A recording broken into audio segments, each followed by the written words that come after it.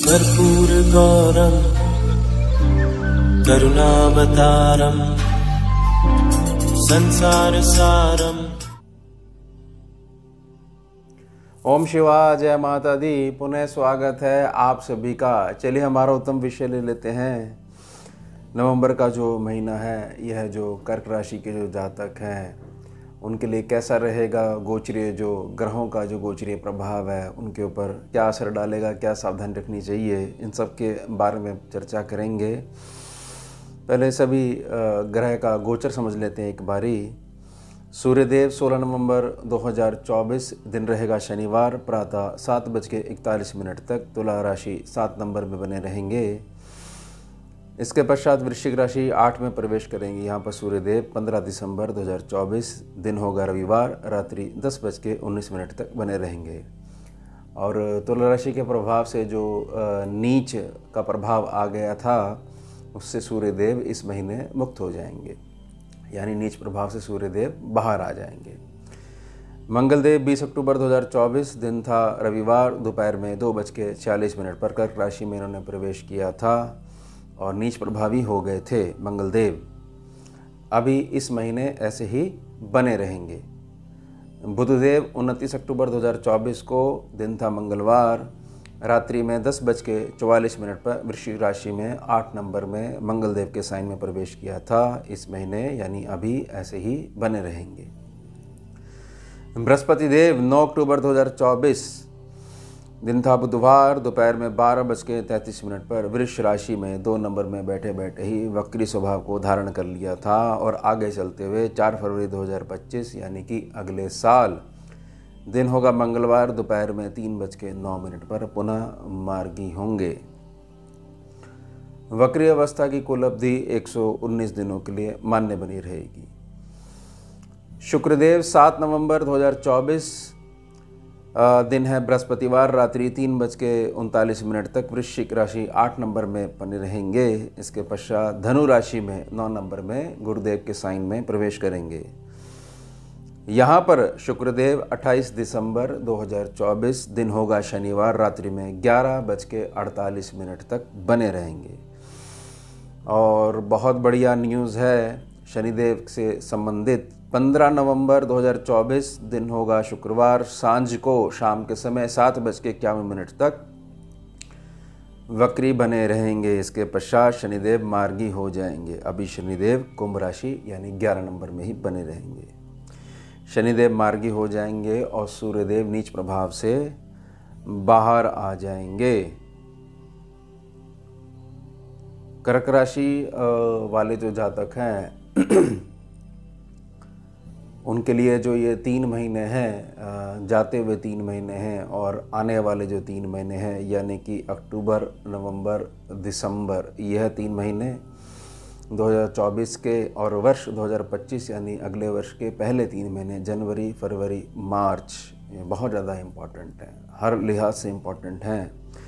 अब इन 6 महीनों में ध्यान क्या रखना है? ध्यान यह रखना है कि कर्क राशि की एक बहुत अच्छी बात है और वही बात कई बार उसको गिराना शुरू कर देती है। ये कुछ भी नहीं भूलते हैं और ये बहुत तेज़ी से अटैचमेंट करते हैं, बहुत तेज़ी से मानसिक रूप में ये अपने रिश्ते बना लेते हैं और 99.9% इनको, लगभग 100% इनको उनके बदले में कुछ नहीं मिलता है। यानी कि कर्क राशि का जो जातक है वह अपने परिवार का सदस्य मानते हुए, अपना भाई समझते हुए सामने वाले जातक की सहायता करता है और इसी का फल उसको मिलता है बहुत बढ़िया धोखे के रूप में। और यह जो बात है उसको लेट गो करनी नहीं आती है, छोड़कर आगे बढ़ना नहीं आता है, इसलिए ज़्यादा परेशानी बनी रहती है।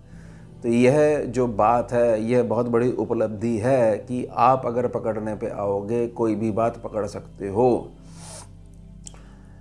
कई बार ऐसा भाग्यवश हो जाता है कि केवल नेगेटिविटी ही आप पकड़ लेते हो और पॉजिटिविटी फिर पास नहीं आ पाती है। ध्यान रखिएगा। तो ये 6 महीने हैं जो मैंने प्रार्थना करी है इसके संबंध में बहुत ज़्यादा इम्पॉर्टेंट है।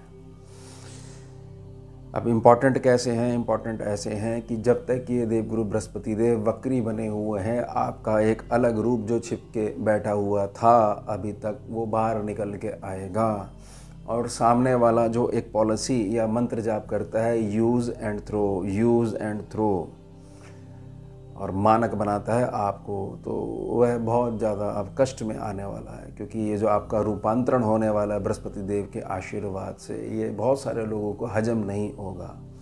तो मेरी निजी प्रार्थना रहेगी, अब हमने कुछ पकड़ना है, अटैच करना है अपने साथ में, तो केवल अपना जीवन लक्ष्य, अपनी निजी प्रसन्नता हमने पकड़ के चलनी है। उसके अलावा हमारे को व्यर्थ में जो रिश्ते जोड़ने का जो प्राकृतिक जो स्वभाव है, उस पर थोड़ा सा ध्यान दे के चलना है। चलिए विषय समझ लेते हैं।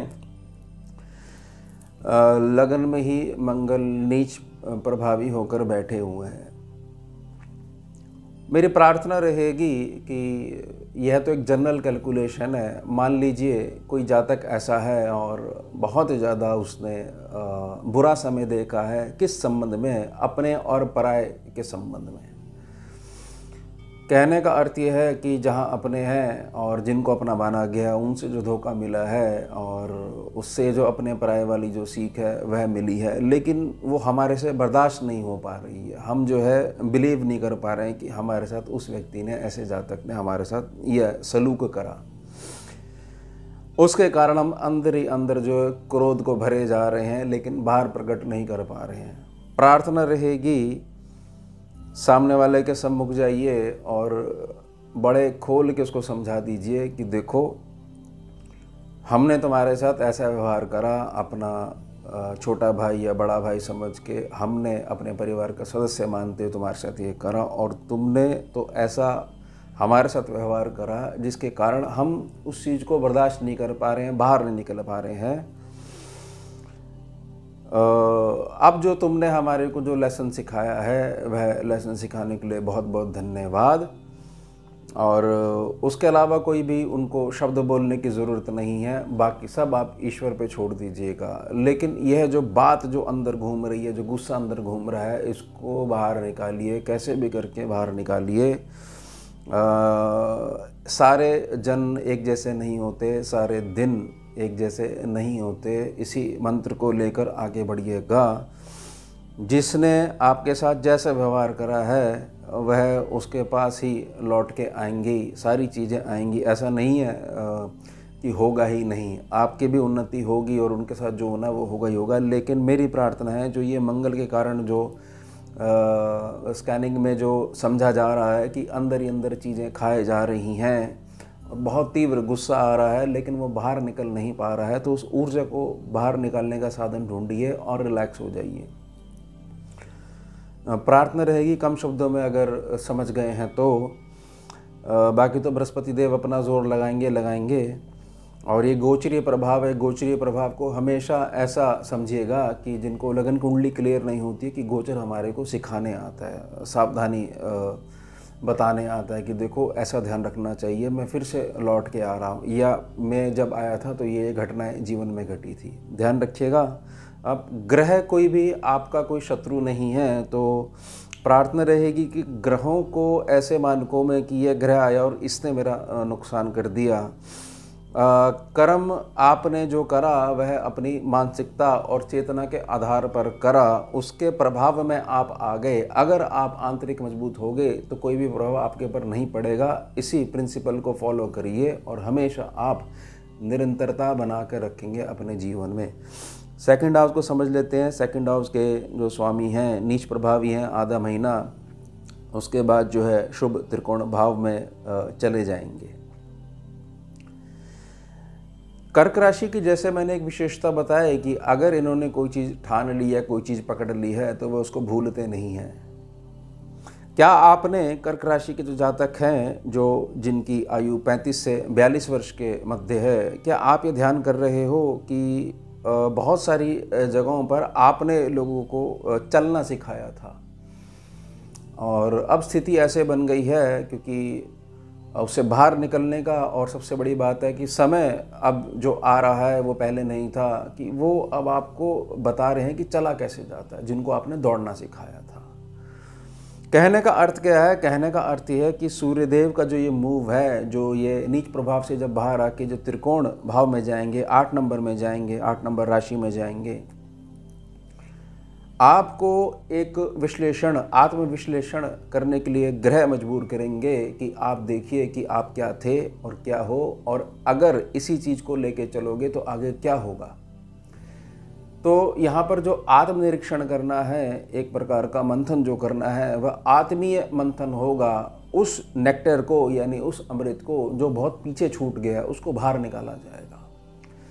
ध्यान रखिएगा इस बात को। मैं पुनः प्रार्थना करता हूँ कि आपके पास एक ताकत है, जो आपका साइन है ना, केकड़ा, कैंसर, तो कर्क राशि पकड़ लेती है तो छोड़ती नहीं है। बस फिल्टर यह लगा रहना चाहिए कि अब हम जानबूझ के जो केवल हमारे लिए अच्छी चीज़ है, हमारे को उसको पकड़ना आना चाहिए। बस धन के संबंध में बहुत अच्छी चीज़ें देखने को मिलेगी, लेकिन 15 नवंबर के बाद धीरे धीरे। तीसरे भाव पे आते हैं। तीसरे भाव पे केतुदेव बने हुए हैं, बुध देव का साइन है। इसको मैं ऐसा नहीं कहूँगा कि थोड़ी सी कन्फ्यूज़न बनी रहती है। थोड़ा सा इस बात को समझिएगा कि हर एक जातक, जो कर्क राशि का जातक है, अगर उसको यह पहले से क्लियर होने लग जाएगा कि देखिए मेरा अभी पास्ट एक्सपीरियंस ऐसा ऐसा रहा है, और कई जगह मैंने जहां मस्तिष्क से काम लेना चाहिए था, वह मैंने हृदय के आधार पर बहुत तेज़ी से प्रसन्न होकर सामने वाले को अपना बना के हाँ कर दी, और उसका रिजल्ट मैं भोग रहा हूँ इतने वर्ष तक। वो कोई भी क्षेत्र हो सकता है, बात भावना की कर रहा हूँ। तो अब आपने क्या करना है? अब आपने बिल्कुल सीधी चीज़ समझनी है कि बहुत हो गया हृदय से काम लेना। इससे काम जो लिया जाएगा वह जो बेजुबान जो जीव हैं, यानी जानवर हैं, एनिमल्स हैं, उनके प्रति रखा जाएगा, क्योंकि इस कलयुग में केवल वही हैं जो प्रेम दे सकते हैं। बाकी सब तो सब अपना दिमाग लगाते हैं, और बहुत भाग्यशाली वो जो हैं, उनको सतत के आधार पर बहुत मधुर रिश्ते प्राप्त होते हैं ईश्वरीय कृपा से। तो कहने का क्या अर्थ है? कहने का अर्थ ये है कि यही चीज़ आपका भाग्यवर्धन होने से रोकती आ रही है। ये डबल डिसीजन वाली जो चॉइसेस होती हैं। अब करना क्या चीज़ है? पहले हम सामने वाले को, सामने वाला जो भाषा समझता है वो मस्तिष्क से चल रहा है, तो हम भी मस्तिष्क से चलते हुए उसको टैकल करेंगे और देखेंगे कि इसमें हमारा लाभ क्या है। हमारा लाभ देखना, और इसका अर्थ यह नहीं कि हम सामने वाले का नुकसान कर रहे हैं।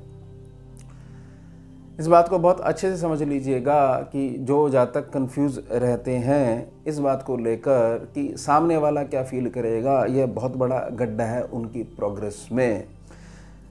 आप अपनी प्रसन्नता देखिए। अब व्यर्थ में कोई व्यक्ति आपके प्रसन्न होने से दुखी हो जा रहा है और उसको लेकर आप फील कर रहे हो, तो यह तो बहुत ही बिगड़ने वाली बात हो जाएगी कि ऐसे तो हम जी ही नहीं सकते, श्वास ही नहीं ले सकते। तो अब हमारे को हमारा देखना चाहिए, और हृदय की बहुत सारी चीज़ें हैं, उनको जो क्षेत्र है वहीं पे लागू करने के लिए संकल्प लेना आना चाहिए। चौथा सेक्शन जो है, सूर्यदेव यहाँ पर आधा महीना बने रहेंगे। सूर्यदेव जिस भी सेक्शन पे बैठते हैं उस सेक्शन को बर्न करते हैं, और जिस सेक्शन को सीधे तौर पर देखते हैं वहाँ पर प्रकाश जाता है। सूर्यदेव जब नीच प्रभावी हुए हैं तो सूर्यदेव की जो बर्निंग इफेक्ट है वह भी आधा हो गया, क्योंकि नीच का अर्थ है कि जो पावर्स हैं वो आधी काम करेंगी, 50% पावर काम ही नहीं करेगी। कब तक? जब तक नीच प्रभावी ग्रह, ये केवल स्कैनिंग विद्या की कैलकुलेशंस हैं। और तब तक सूर्यदेव ने कहाँ पर उजाला दिया? कर्म क्षेत्र पर उजाला दिया। और अब सूर्यदेव जिस जगह को बर्न करेंगे वह बर्न जो है मंथन क्रिया के तौर पर बाहर आएगा, क्योंकि वह, जैसे कि मैंने द्वितीय भाव की जो आपसे प्रार्थना कर रहा था कि पुराना समय आपको याद दिलवाया जाएगा, और जब नीच प्रभाव से बाहर आ जाएंगे तो 100% काम करेंगे। लाइट इफेक्ट जो है 11 सेक्शन पे जाएगा, और सामने देवगुरु बृहस्पति देव बैठे हुए हैं, ये ध्यान रखिएगा। और जो पहले से ही वक्री हो गए और अगले साल 2025 में पुनः मार्गी होंगे, तो बहुत सारी चीज़ें आपके पक्ष में होने वाली हैं। आपको इन ग्रहों को एक टूल समझना चाहिए, किस टूल की आवश्यकता कहाँ पर पड़ सकती है, कैसे यूज़ करा जा सकता है और बेनिफिट लिया जा सकता है। इस तरीके से अगर चलोगे तो सब कुछ पहले से ही अच्छा था, है और आगे भी बना रहेगा।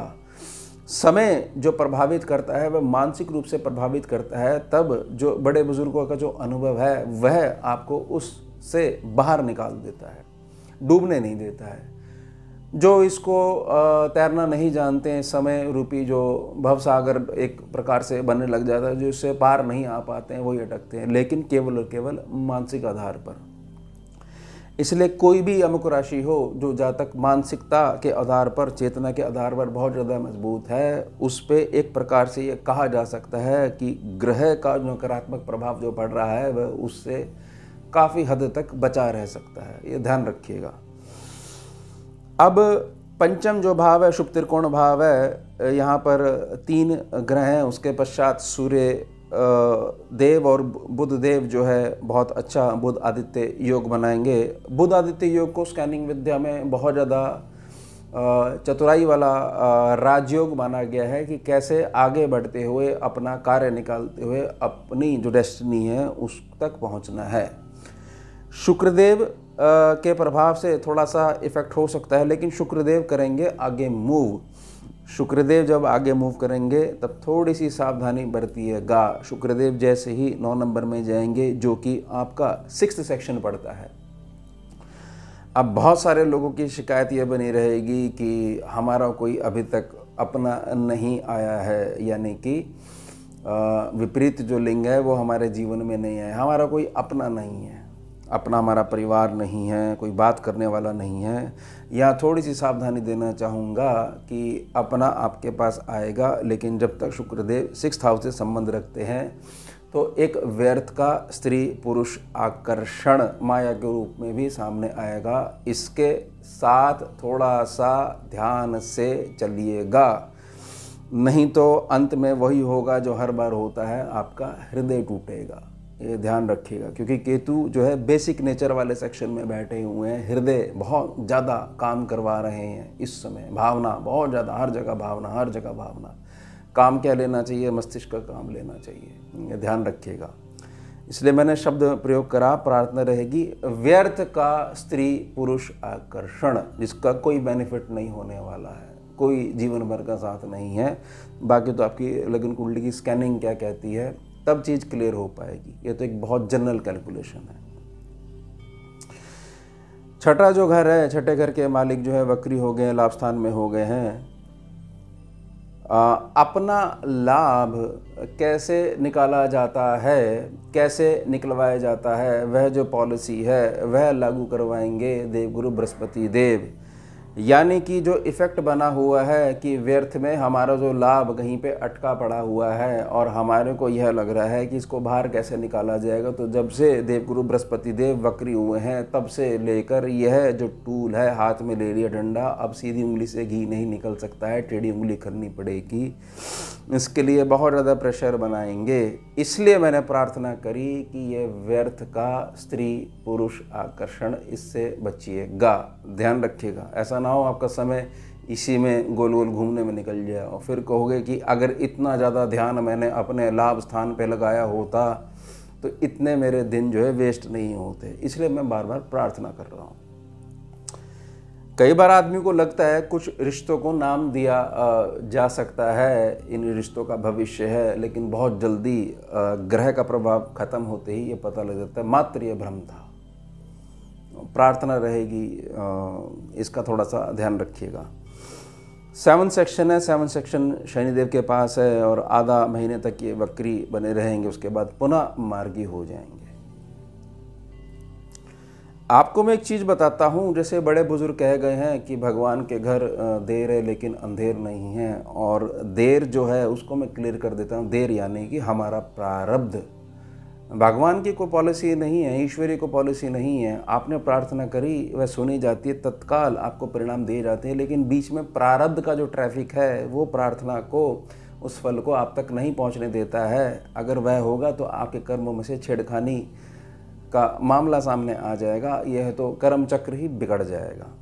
कहने का क्या अर्थ है? कहने का अर्थ यह है कि जो भी जातक सच्चे हृदय से ईश्वरीय सेवा में लगे हुए हैं, उनको बहुत उत्तम फल मिलेगा। आधे महीने के पश्चात जब वे शनिदेव मार्गी हो जाएंगे। अष्टम का शनिदेव यानी कि ईश्वरीय कृपा का सदैव संरक्षण आपके सर के ऊपर बना ही रहेगा, बस वो अप्लाई होना शुरू हो जाएगा। और जिनको एक गुप्त शत्रुओं से भय बना रहता है वो भय भी शनिदेव अब क्लियर करा देंगे। अगले साल गर्मियों में फिर दोबारा वक्री होंगे, तब तक आपके पास बहुत सारा समय है। और बाकी जो कसर है वो कुंडली में गुरुदेव जो वक्री बने हुए हैं वो बहुत अच्छे से लेसन सिखा देंगे आपको, बस आप सीखने वाले बनो। 8वां सेक्शन शनिदेव के ऊपर है और 7 सेक्शन पे थोड़ी सी चर्चा और कर लेते हैं।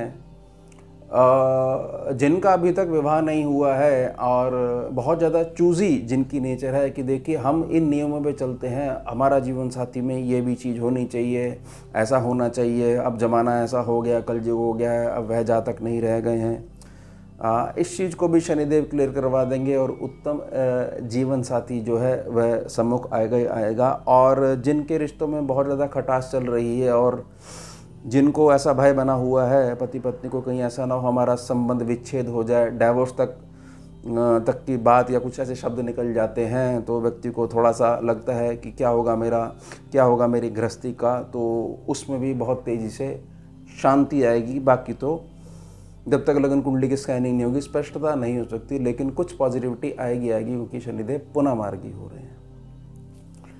राहुदेव बैठे हुए हैं मीन राशि में, भाग्य सेक्शन पे बैठे हुए हैं। राहुदेव जिस भी सेक्शन पे बैठेंगे स्कैनिंग विद्या में, इसको बहुत सरलता से समझिए कि राहुदेव थोड़ा सा अपनी चलाने का प्रयास करते हैं।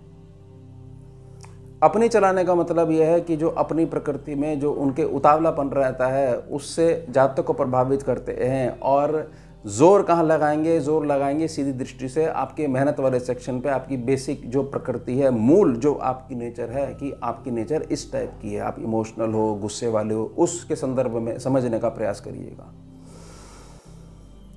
अगर बहुत ज़्यादा फ्लक्चुएशन नेचर में होती है और यह चीज़ कंट्रोल नहीं हो पा रही है, और ख़ास तौर से जिस दिन पूर्णमासी होती है, फुल मून होता है, और जिस दिन मावस होती है, अमावस्या होती है, उस दिन आपको रात्रि में नींद ही नहीं आती है, मन बहुत ज़्यादा बिगड़ा रहता है, यानी मन जो है बेचैन बना रहता है। तो प्रार्थना रहेगी जितना ज़्यादा भारतीय देसी गौ माता की पीठ पे स्पर्श करेंगे उतना ज़्यादा यहाँ को जो राहु डिस्टर्ब कर रहा है वो शांत होना शुरू हो जाएगा। राहु जो है गौ माता से बहुत ज़्यादा घबराता है, शनिदेव से भी घबराता है, गौ माता से घबराता है, क्योंकि ये फ़र्क नहीं करते हैं किसी के अंदर भी, किसी प्रकार से तोलते नहीं हैं, ये उससे राहु बहुत ज़्यादा घबराता है। ये ध्यान रखिएगा, ये एक स्कैनिंग जो विद्या है उसका एक पॉइंट आपको समझाने का प्रयास कर रहा हूँ। और सारी चीज़ें हैं, ज़्यादा प्रभाव मानसिक रूप से इमोशन के थ्रू आपके ऊपर अपना फ़र्क डालने का प्रयास करेंगे। अब 10th सेक्शन है, 10th सेक्शन मंगलदेव के पास है। मंगलदेव लगन में बैठ के नीच प्रभावी हो गए हैं। जिनको ऐसा फेस कर रहे हैं कि हमारे कर्म क्षेत्र से जो पेमेंट जो आनी होती है, कर्म क्षेत्र में जो मेहनत लगनी होती है वह पूरी लगती है, लेकिन पेमेंटें बहुत ज़्यादा डिले हम देखते हैं। चाहे जो हमारी टाइप एक प्रकार का किसी भी प्रकार की जॉब हो सकती है या व्यापार हो सकता है, कोई फ्रीलांसिंग हो सकती है, वर्क फ्रॉम हो सकता है, तो इस बात से मैं सहमत हूँ कि हाँ यह मुश्किल चल रही है, लेकिन इसका सॉल्यूशन क्या है? सॉल्यूशन यही है कि आपको ये चीज़ समझनी पड़ेगी कि कुछ चीज़ें अगर आप व्यर्थ में समय पे छोड़ दोगे और क्विक एक्शन नहीं लोगे जो कि लेना चाहिए, जिसमें कि आप एक जजमेंटल वे में आ जाते हो कि मुझे करना चाहिए या नहीं करना चाहिए, वहाँ मैच्योरिटी दिखाते हुए, उत्तम शब्दों का प्रयोग करते हुए आपको अपना लाभ लेना आना चाहिए, जिसको कहते हैं ना सामने वाले व्यक्ति पे थोड़ा सा तकाजा करना सीखिए।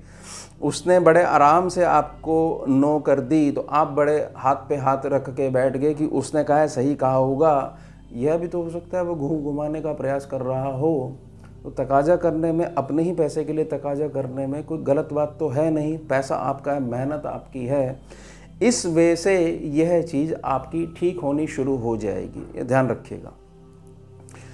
आगे बढ़ते हैं, 11 सेक्शन पे बढ़ते हैं। शुक्रदेव का सेक्शन है और लाभ स्थान के जो मालिक हैं जब 9 नंबर राशि में जाएंगे तो गुरुदेव शुक्र के घर में और शुक्रदेव गुरुदेव के घर में, और दोनों ही गुरुपद के अधिकारी हैं। एक देवताओं के गुरु हैं, एक दैत्यों के गुरु हैं, लेकिन गुरु हैं, दोनों के पास पद है गुरु।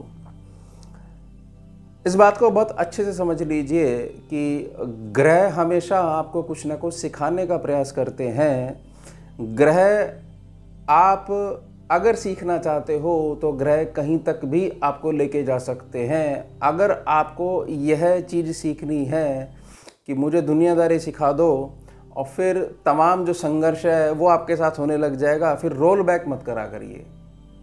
अगर बहुत अनुभवी बनना है तो हर प्रकार का सुख और दुख सम्मुख आएगा ही आएगा। बहुत बड़ी सोच आपकी है कि मुझे बहुत बड़ा लाभ कमाना है, और इस बात की गारंटी कोई ले ले कि एक पैसे का भी नुकसान नहीं होना चाहिए। ऐसा होता नहीं है, कभी भी नहीं हुआ है, आज तक नहीं हुआ है किसी के साथ। हर हमेशा केवल बेनिफिट ही आएगा। हर जगह मतलब कोई मार्केट में कोई चीज़ है वो हर जगह फ्लॉप हो जा रही है और केवल आपके पास आके चलने लग जाएगी। ठीक है, आपकी समझदारी है, ग्रह मजबूत हैं, बहुत मैच्योरिटी है, अनुभवी हैं आप, लेकिन ऐसा तो है नहीं। तो ये कहने का मैं प्रयास क्या कर रहा हूँ कि जो आंतरिक जो भय बना रहता है लाभ के प्रति, उसको ये दोनों ग्रह बाहर निकाल देंगे। ऐसा नहीं है कि लाभ सेक्शन का मालिक जो है छठे सेक्शन में बैठा हुआ, छठा सेक्शन डेप्थ का सेक्शन है, या डेप्थ सेक्शन का मालिक जो है आगे लाभ सेक्शन में बैठा हुआ है तो ये बड़ी स्थिति खराब है। देखने का जो ढंग है प्लस हमारी जो चेतना है वह बहुत ज़्यादा फ़र्क डालती है। यानी आपका जो लाभ है, लाभ लेना कैसे है, लाभ कमाया कैसे जाता है, क्या नीति अपनाई जाती है, वह लाभ के संबंध में दोनों ही ग्रह शुक्र और देवगुरु बृहस्पति देव आपको सिखाने का प्रयास करेंगे। आप सीखते जाइए। जैसे कि मैंने प्रार्थना करी कि 3 महीने ये वाले अक्टूबर नवंबर दिसंबर और जनवरी फरवरी मार्च अगले वर्ष के बहुत ज़्यादा इम्पॉर्टेंट है, खासतौर से लाभ के संबंध में। 12वां भाव बुध देव के अंडर में है और बुध देव जो है इस महीने शुभ त्रिकोण भाव में बैठे रहेंगे। 8 नंबर है, वहाँ पर वृश्चिक राशि है। बुध देव ऐसे ग्रह हैं जो आधे गर्म हैं और आधे ठंडे हैं, जो ना इधर है ना उधर है, बिल्कुल बीच की चीज़ है। वह बुध को रिप्रेजेंट करती है। कोई भी चीज़ आप देख लीजिएगा, ना तेरी ना मेरी, बीच की, तो वो क्या कहलाएगी? बुध कहलाएगी। 12वें सेक्शन का मालिक अगर शुभ त्रिकोण भाव में संबंध रखता है तो यह चीज़ समझिएगा कि जो खर्चे करने की जो इफ़ेक्ट है वो उस सेक्शन को खर्च करेगा। जैसे कि मैंने पहले प्रार्थना करी कि एक जो गुण है कि देखिए मैंने सामने वाले को दौड़ना सिखाया, आज समय की मार ऐसी पड़ रही है कि वो मुझे चलना सिखाने के लिए मेरा गुरु बनने को तैयार है। इस सीमा को तोड़ने के लिए बुध देव अपना जोर लगाएंगे और खर्चा करेंगे। हाँ, त्रिकोण भाव पे खर्चा करेंगे और जो आपका छिपा हुआ टैलेंट है उसको बाहर निकालेंगे। आप खुद से रियलाइज़ करोगे कि मैं पहले क्या था और अब क्या हो गया हूँ।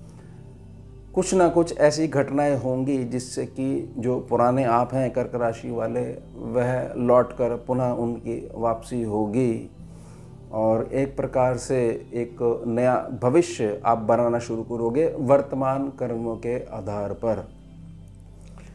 अब मेरी हमेशा प्रार्थना रहती है कि हमारे को टूल्स जो ये प्लैनेट्स हैं, इनको टूल्स के लिए मैं प्रार्थना करता हूँ। इसमें से हम क्या निकाल कर अपना कार्य सिद्ध कर सकते हैं, इस पे ज़्यादा ध्यान देना चाहिए। यानी कि हमारे पास कोई ना कोई लक्ष्य होना चाहिए, तभी ही कुछ डेली एक्टिविटी अप्लाई हो पाएंगी। लक्ष्य नहीं है, मात्र ज्ञान ले लिया तो उसका फ़र्क बहुत ज़्यादा नहीं पड़ेगा। और हर महीने का आपको एक गो थ्रू ज़रूर होना चाहिए कि हाँ, ये ग्रह ऐसे चलते आ रहा था और ये घटना हुई थी। और उसके साथ में लगन कुंडली की स्कैनिंग तो बहुत ज़्यादा ज़रूरी है, क्योंकि यह मात्र गोचर है जो कि बदलता रहता है। लगन कुंडली नहीं बदलती है, ग्रह वहीं बैठा रहता है, उसकी डिग्री अलग है, यहाँ अलग है, ये ध्यान रखिएगा। तो कुल मिला के 15 नवंबर तक स्थिति थोड़ी सी ऐसी है जिसको आप कह सकते हो कि मज़ा नहीं आ रहा है। उसके पश्चात धीरे धीरे आपके वर्तमान कर्मों के आधार पर कुछ ना कुछ स्थिति जो है वो बेटर होनी शुरू हो जाएगी।